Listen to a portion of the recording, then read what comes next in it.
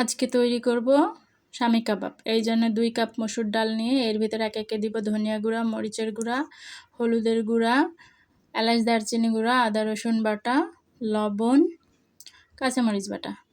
এর ভিতরে আগের দিনে রান্না করে রাখা 4 পিস গরুর মাংস দিয়ে অল্প একটু পানি দিয়ে ভালো করে সিদ্ধ করে নেব। এগুলো সিদ্ধ হতে হতে মাঝখানে আমরা তৈরি করে নেব ব্রেড ক্রাম্ব। ব্রেড ক্রাম্ব তৈরি হয়ে গেছে। সিদ্ধ করে রাখা ডালগুলো ঠান্ডা হয়ে এমন শক্ত হয়ে গেছে। মাংসগুলো কি সুন্দর সিদ্ধ হয়েছে। এখন সবগুলো একত্রে ব্লেন্ড করে নেব। ব্লেন্ড করা হয়ে গেলে এর ভিতরে 1 পিস ডিম আর ব্রেড ক্রাম্ব দিয়ে ভালো করে মাখিয়ে নেব। হাতের সাহায্যে এমন করে কাবাবের শেপ দিয়ে নেব। ইচ্ছা করলে আপনারা অন্যরকম শেপ দিতে পারেন। হালকা আছে কাবাবগুলো ভেজে নেব। 4 পিস গরুর মাংস দিয়ে 20 পিস কাবাব হয়েছে। আমি 10 পিস এখন ভেজে নেব আর 10 পিস কাবাব আমি ফ্রোজেন করে রেখেছি। এগুলো যখন খুশি চায়ের সাথে নাস্তা হিসেবে খাওয়া যায়।